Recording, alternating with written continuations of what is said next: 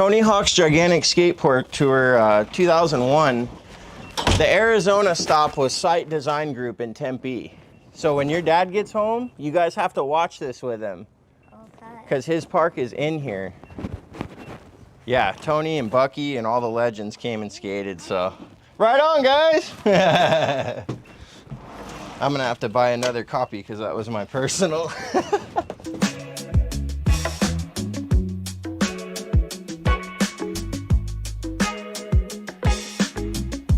This is kind of the fun part of the day because it's all about how much zigging and zagging can you do while hitting all of the requirements. It's almost like the Tony Hawk Pro Skater game, but that's kind of how I view what I do out here is like zig and zag and get all the goals.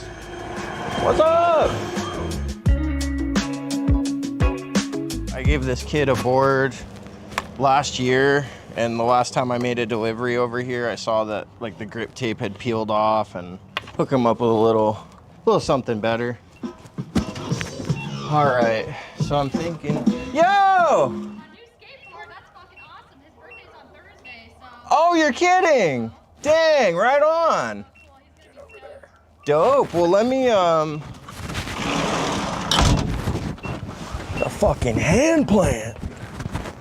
Perfect timing. Yeah. Right on. What about this one? What are his interests? We don't know yet. Barney. Oh, perfect. Thank you. You're very welcome. How old's he turning? 10. Wow, time flies. I must have met him when he was 6 or something. Holy crap, man. Well, tell Mike I said hello too. Later. Awesome. That it's just stuff that, like, when I was thinking about becoming a UPS driver, and I was thinking, man, it's gonna take a lot of my time, and I don't know if I'm ready for that type of commitment.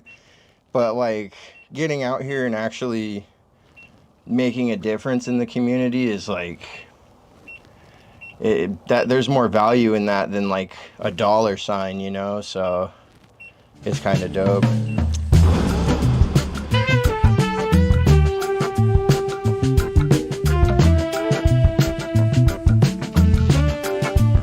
I did not plan to be delivering packages, but like the pandemic happened and I had already been in the building for 2 years. So here we are 4 or 5 years later, and I have my own route, like people know me, and it means a lot, dude, because I don't really have family. The family I do have is super toxic, so it's a really nice thing to have people out here that have my back, you know, so.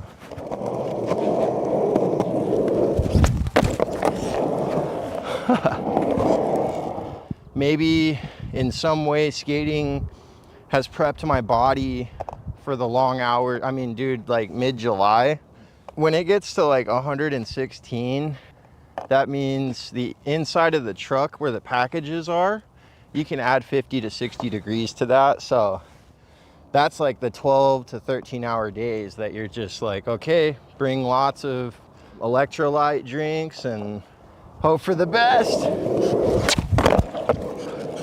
Getting lucky all over the court today.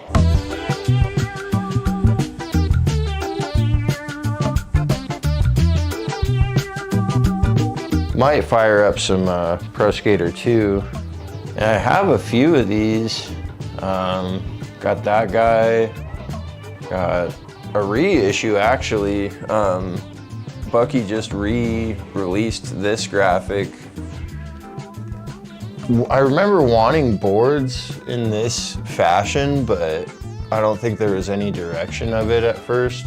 But once I saw the birdhouse video, the end, the graphics are just, man.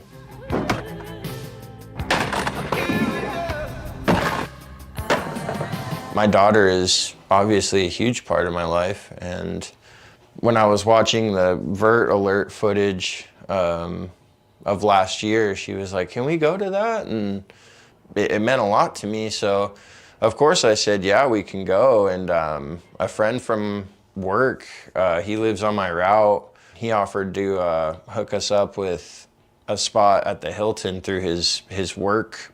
Pretty fortunate to be able to do that with my kid, and me growing up without a father, I panicked because I knew that I didn't have the skills to pull this off, and big life changes were gonna need to happen for me to step my game up and be a good father. And that's when I stopped drinking. Cigarettes were soon after that. Just try and do better than what was done for me, and lead by example in that way.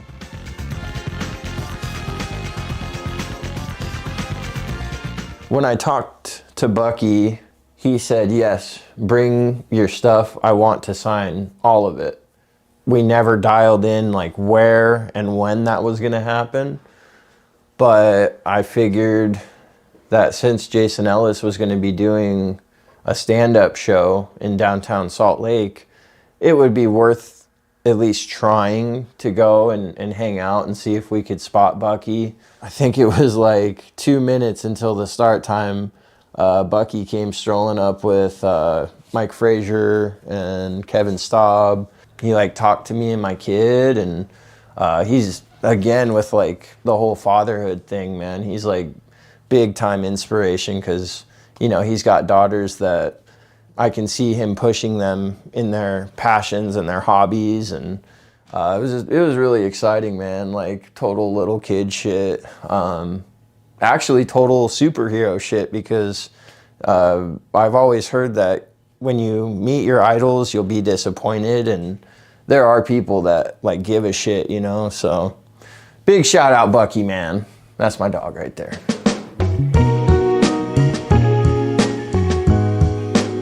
Like, I feel very fortunate to have the opportunity and the place that I'm in. Like when all the stuff with my daughter was happening, like I'm becoming a father, like you could not have convinced me that things would have worked out this way. But I wake up every day kind of pinching myself and eager to pay it forward, because there's a lot of good in the world, man. But if you're not receptive to it, you won't see it. So I'm always looking